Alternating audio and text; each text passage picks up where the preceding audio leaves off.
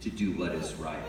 And I think that's the most challenging part of being good. It's one thing, and it's pretty easy for most of us to avoid terrible sins and evil things. But doing good things involves discipline and greater initiative. And I think that's where most good people struggle. Most of us make the moral choice to avoid evil. But we have to also learn to make the moral choice for what is right. You know, a good part of holiness means how we treat other people. It depends on how we interact with others. What kind of initiative do we take in dealing with our neighbor?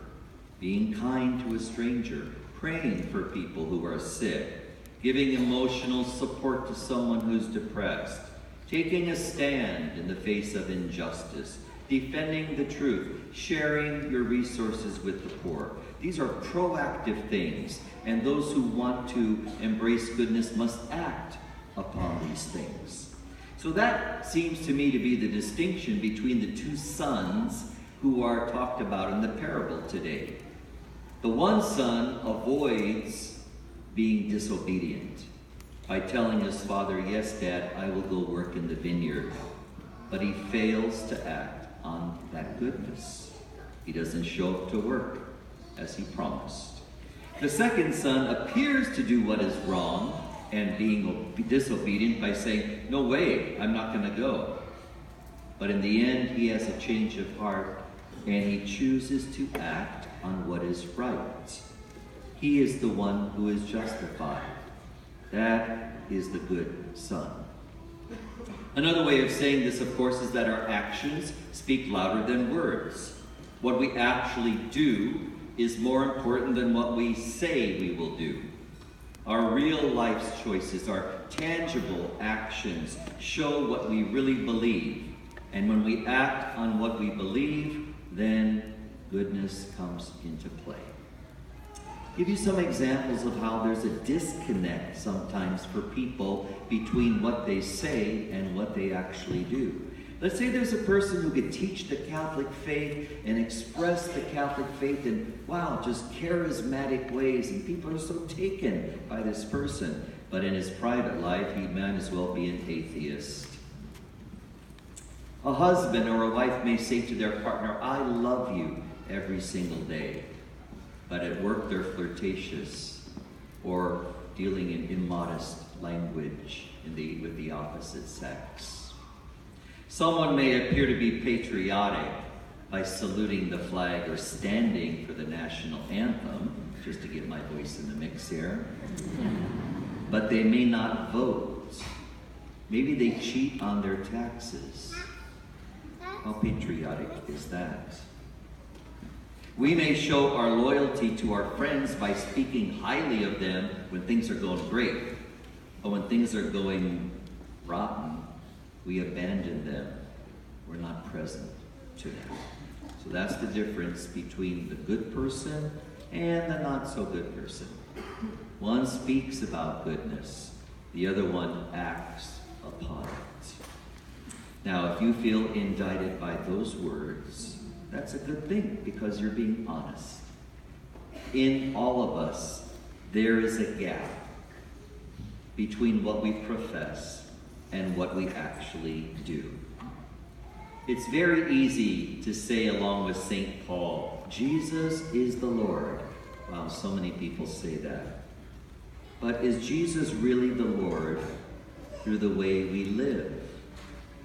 Is he the Lord of our entire life, our financial life, our sexual life, our social life, our work life, our private or family lives, our pro-life?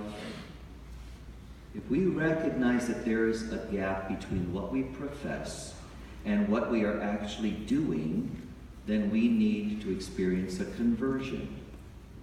You know, conversion is more than just going to church on Sunday and saying our prayers. Conversion means embracing the gospel completely, letting the words of Jesus and the teachings of the church permeate every aspect of life. But that takes time. and it takes effort. What conversion does, it challenges us to make habitual choices about doing what is right and just in the eyes of God, no matter what the issue might be. Now, the good news is that while we all need to experience conversion in this way, we need to bring our words and actions together. But it can happen, and it does happen. Like the second son in the parable today. His no became a yes. He had a conversion of heart. Like the prodigal son in the well-known parable, his no became a yes when he returned home. I think the more dangerous thing is when the yeses that we give turn out to be a no. We go through the motions of goodness and obedience, but we're far from it. There are a lot of examples of how people say yes to what is good, but they fail to act on goodness. We are guilty of hypocrisy if that happens. We might fool other people, but we cannot fool God who can read our hearts and not just our lips. The first reading is very clear about this. It says, if a virtuous person turns away from virtue and sins, then there is some judgment that will happen.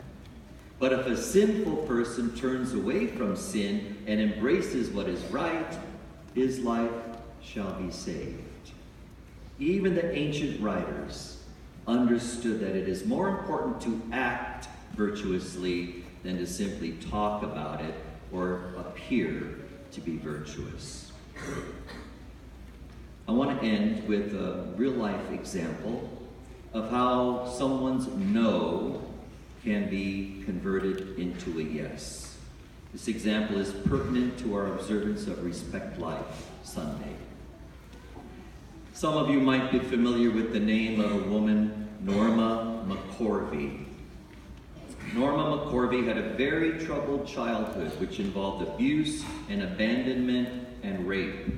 She had 2 children by the time she was a young woman, 2 children out of wedlock. And when she became pregnant a 3rd time, she decided to get an abortion.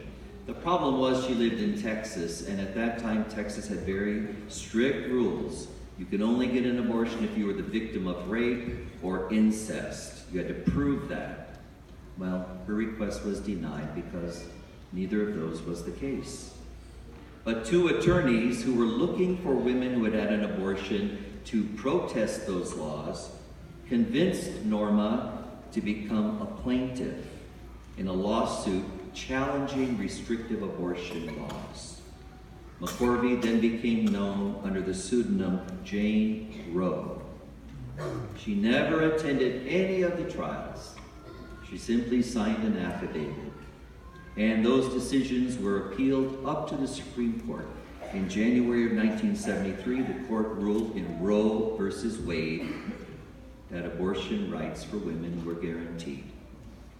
After that, Norma McCorvey became kind of an icon of feminism and pro-abortion rights. And of course, she was demonized by pro-life people. Then one day, she writes how she had a revelation.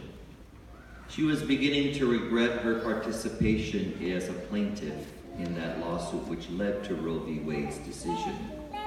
And she began to see that she was being used for not so good purposes.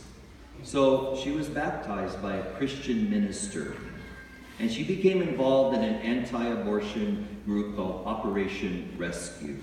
She writes the following in her book.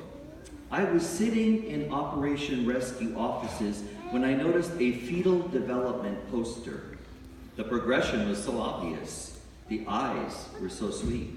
It hurt my heart just looking at them. I ran outside and finally it dawned on me, Norma, I said to myself, you were wrong. I had worked with pregnant women for years. I had been through 3 pregnancies and deliveries myself. I should have known. Yet something in that poster made me lose my breath. I kept seeing the picture of a tiny 10-week-old embryo, and I said to myself, that's a baby.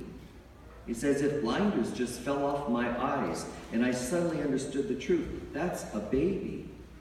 I felt crushed under the truth of this realization. I had to face up to the awful reality. All those years, I was wrong. Signing that affidavit, I was wrong. Working in an abortion clinic, I was wrong. No more of this first trimester, second trimester, third trimester stuff. Abortion at any point was wrong. It was so clear, painfully clear, she wrote. Shortly after that book, McCorvey released a statement that affirmed that she had been welcomed into the Roman Catholic Church through the sacraments. She became a full member of the church. Her no became a yes. Now, some people still hold her responsible for what led to the legalization of abortion, but our country was already on that path. The fact is, she underwent conversion and made her peace with God, the obedient daughter. She died in February of this year at the age of 69. So like her, we can turn our no into a yes. We can choose to act on goodness regardless of what the issue might be. When Christ, the merciful and just judge, meets us someday, then our goodness will be known to him, not by what we once claimed to say or what we are saying, but what we finally acted on with our heart and our soul.